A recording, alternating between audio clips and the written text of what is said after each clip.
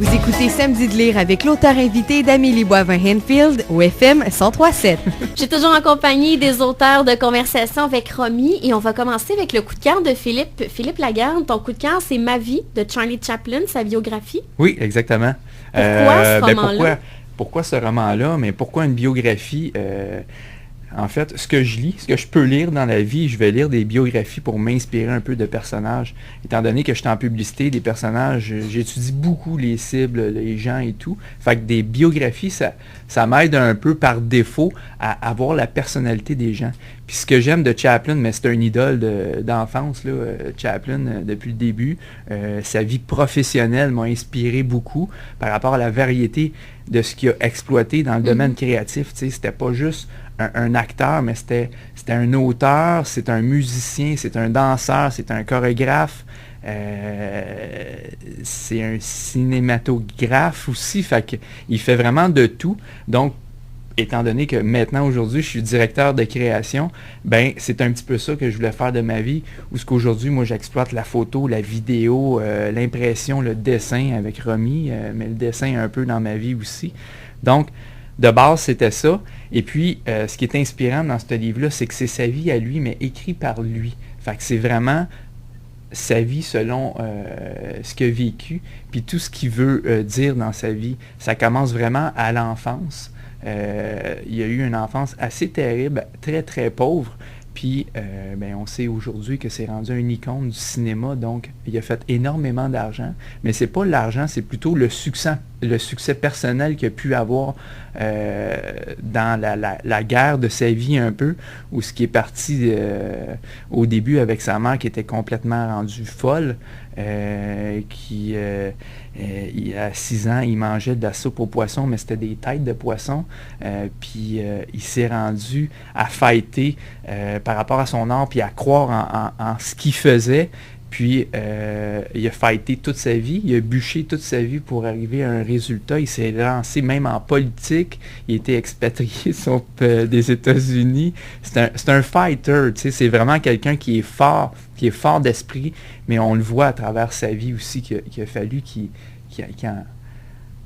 embûche un peu dans la vie pour réussir, puis il a très très bien réussi. Fait que vraiment inspirant, autant dans le domaine créatif, autant dans la vie personnelle d'un personnage, d'un homme qui a réussi parce qu'il était fort d'esprit, puis il avait un but.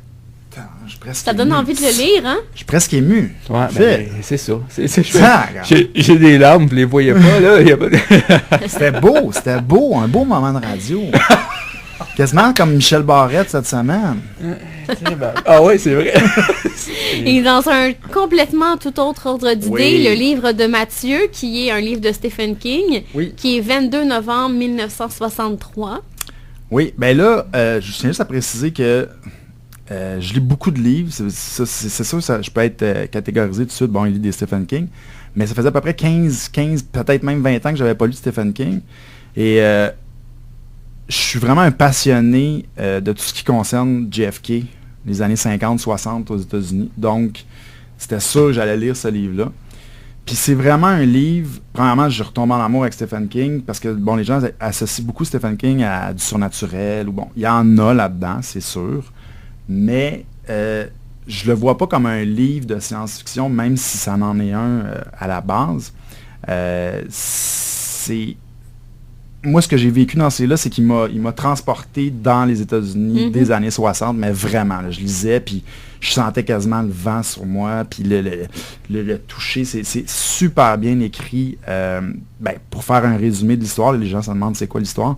C'est un professeur d'université qui trouve un passage dans une autre dimension, si tu veux, dans un fast-food, là, un resto-troc, là, puis c'est comme le propriétaire qui... Endroit qu'aucun prof veut aller manger sauf lui. Non, c'est ça, il y a juste lui qui va manger là, puis à un moment donné, ce qui est drôle au début, là, je vais pas parler du livre pendant 1 heure, mais juste la prémisse, c'est qu'il comprend pas, puis il se pose des questions parce que la viande, elle goûte tout le temps pareil, puis elle est super bonne, puis les hamburgers sont vraiment pas chers, puis il comprend pas pourquoi. Puis le propriétaire du fast-food, il dit « Viens, il faut que je te montre quelque chose », parce que là, il avait l'air magané, puis il l'amène en arrière dans son stockroom, puis là, il dit « va-t'en dans le coin de la pièce, puis il va dans le coin de la pièce, puis il sent ses pieds descendre. Et il débarque dans une ville qui s'appelle Derry, qu'on retrouve aussi dans d'autres livres de Stephen King, donc ça, je trouvais ça intéressant. Puis, finalement, faire une histoire courte, il va, là, il se rend compte qu'il est comme 5 ans en arrière. J'ai pas vraiment de mémoire des dates, puis je suis pas bon là-dedans, là, mais finalement, le monde ne comprendra rien à ce que je vais dire. Je vais raconter complètement une autre histoire. Non, c'est moins émouvant que moi. Oui, c'est ça. Intéressant, mais je vais essayer d'être quand même assez clair. Bref, la prémisse, c'est que évidemment, JFK se fait assassiner le 22 novembre 1963, tout le monde le sait. Donc lui, il retourne dans le passé et il vit là pendant, je pense, il arrive en 58, fait que pendant 5 ans pour aller sauver JFK. Mm-hmm. C'est sa mission, mais à travers ça, il tombe en amour, il sauve la vie de personnes aussi, puis ça affecte l'avenir, si on veut. Mais quand tu reviens au temps présent, c'est comme si tu avais perdu 2 minutes. Même si tu as passé 5 ans, 2 semaines, 1 mois dans le passé, puis tu reviens, il y a 2 minutes de ta vie qui ont passé seulement. Puis quand tu retournes, les pendules ont été remis à 0. Donc, tout ce qu'il a fait pendant la première fois qu'il est allé, je pense, pendant 1 an, ben quand il retourne, il faut tout qu'il recommence encore. Mais c'est super bien écrit. Puis ceux qui sont passionnés de JFK, c'est vraiment le fun. Tout tourne autour de ça. Ils rencontrent Oswald. Donc, c'est un peu, finalement, la vision de Stephen King sur comment s'est passé l'assassinat de JFK aussi. Puis, une histoire d'amour. Puis moi, je suis vraiment pas eau de rose, là, mais c'est vraiment bon. Puis, à la fin,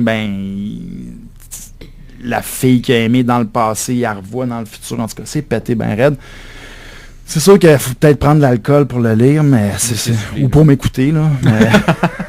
Mais j'ai vraiment trippé, puis c'est parce que les gens ont... Tu sais, Stephen King, c'est tellement brandé maintenant, d'une certaine façon, que c'est complètement d'autre chose. C'est vraiment un livre descriptif qui te fait vivre en 1960, 61, 62, 63, avec les vieilles voitures de ce temps-là, la façon que les gens vivaient, tu sais, on est vraiment transporté totalement. Ah, moi, oui. Ça faisait longtemps que je n'avais pas été transporté même par un livre dans un univers, si on veut.